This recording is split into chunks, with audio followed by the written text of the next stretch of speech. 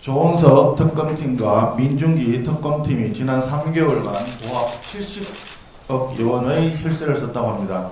그 중에 17억 원은 특활비로 사용을 했다고 합니다. 한마디로 사용 내역을 공개하지 않는 쌈짓돈입니다. 더불어민주당이 작년 말에 감사원에 특활비를 전액을 삭감을 했는데 감사원의 1년치 예산을 다 합치면 15억입니다. 그런데 지난 3개월간 두 개의 특검팀이 17억 원의 혈세를 사용 내역이 없는 공개되지 않는 특활비로 썼다는 이야기입니다. 도대체 그렇게 큰 돈을 쓰고 쌈짓돈으로 쓰면서 무슨 성과를 냈는지 국민들은 이해할 수가 없습니다. 3대 특검이 3개월간 수사한 내용을 한번 되짚어 보겠습니다. 조은석 특검은 우리 당 젊은 사무처 당직자의 핸드폰, 노트북, 심지어는 여행용 가방까지 뒤졌습니다. 민중기 특검은 산후조리원에 들이닥쳐서 절대 안정을 취해야 할 산모를 압수수색했습니다.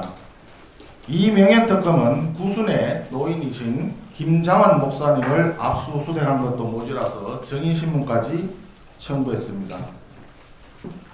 오산 미군기지, 야당의 중앙당사, 교회 예배당, 산후조리원까지 5만 곳을 다 압수수색하고 다니면서 3대 특검은 무려 1만 8,982건의 통신 조회를 하면서 국민의 전화통화 내역까지 사찰을 했습니다. 그런데 지금 특검이 무엇을 얻어냈습니까? 남은 것은 양평군청 공무원의 비극적인 죽음밖에 없습니다. 지금 3대 특검이 하는 행태는 더불어민주당이 그동안에 계속 비판해왔던 검찰의 폭력적 수사 행태보다 10배, 20배는 더 폭력적인 만행을 저지르고 있는 것입니다. 이토록 무도하기 짝이 없는 무법의 특검을 만든 사람이 도대체 누구입니까? 이재명 대통령과 더불어민주당 아닙니까? 지난 6월 3일 대통령 취임 이후에 제1호 서명법안이 3대 특검법입니다. 또한 제1호 인사결재안건이 3대 특검 임명건입니다. 3대 특검은 이제 이재명 정권의 폭력적 본성을 보여주는 괴물 집단으로 이미 전락해버렸습니다. 특검 파견 검사들과 수사관들께 구합니다. 인권을 짓밟는 수사 중단하십시오. 사람을 죽이는 폭력적 수사 당장 그만두십시오. 헌법 가치와 양심에 반하는 적법을 위장한 폭력 행위는 즉각 중단되어야 마땅합니다.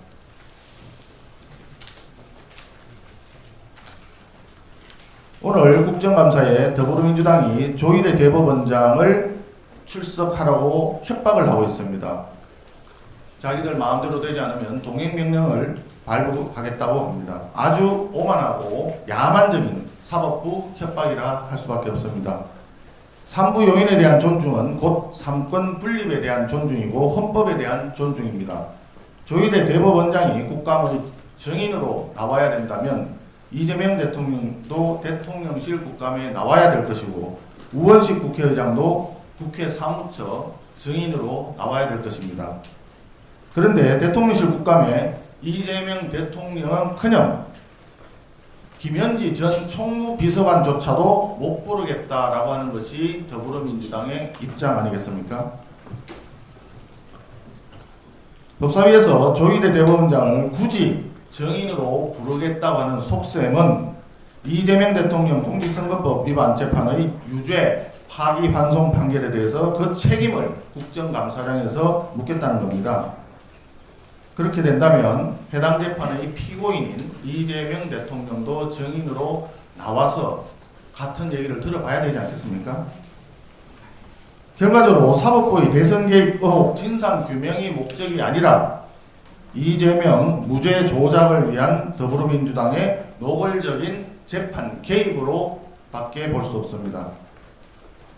우리 국민의힘에서는 이번에 법원의 판결을 뒤엎겠다는 더불어민주당의 막가파식 사법 파괴 기도를 국정감사에서 면밀히 짚고 막아내도록 하겠습니다. 최근 캄보디아에서 우리 국민이 피해를 입는 사건이 잇따라 발생하고 있습니다. 외교부에 따르면 캄보디아에서 발생한 한국인 납치 신고 건수가 올해 8월까지 벌써 330건을 넘어섰다고 합니다. 그런데 이재명 대통령은 한국인이 사망한 지 2달이 넘도록 아무런 조치를 취하지 않았습니다. 국민적 논란이 확산된 뒤에야 관계자 입을 빌려서 국민 보호 방안을 마련하라고 지시했다고 합니다. 예능 출연에는 그렇게 신속하게 행동하시더니 국민이 목숨을 잃은 지 2달 만에야 뒤늦게 지시로 떼우시려는 이재명 대통령, 국민의 눈에는 참으로 개탄스럽게 보입니다. 이재명 정부의 캄보디아 납치 피해 늑장 대응의 핵심 원인으로 지목되는 것이 하나 있습니다. 심각한 재외 공관장 인사 공백 사태입니다. 지금 주 캄보디아 대사관에 우리 대사는 3개월 넘게 공석 상태에 있습니다. 지난 6월 이재명 정권 출범 직후에 캄보디아를 포함한 주요국 대사를 전부 귀국시켜 버렸기 때문입니다. 그런데 아직까지도 후임자를 보내지 못하고 있습니다. 최근까지 주요 4강 대사를 포함을 해서 173개의 제외 공간 중에 45개소의 공간이 비어 있습니다. 전체의 26%가 공석 상태인 것입니다. 사상 초유의 외교 공백 사태를 초래한 것이 도대체 누구입니까? 지난 9월 미국 조지아주 300명 넘는 우리 근로자들이 체포 구금될 때 주미 대사와 주 애틀랜타 총영사도 공석이었습니다. 외교 참사가 벌어지는데도 불구하고 외교 공백은 메꾸지를 못하고 있습니다. 그리하여 우리 국민의 생명과 안전이 정부의 외교 인사 실패에 따라서 직접적인 위협을 받고 있는 것입니다. 정상적으로 작동하던 인사검증 시스템이 왜 멈춰섰는지를 이번 국정감사 기간 동안에 명명백백하게 밝혀야 합니다. 혹여나 만사 현통으로 알려지고 있는 김현지 전 총무비서관이 외교 인사까지 손을 대다 보니까 사고가 더 커진 것 아닌지 의구심을 갖지 않을 수 없습니다.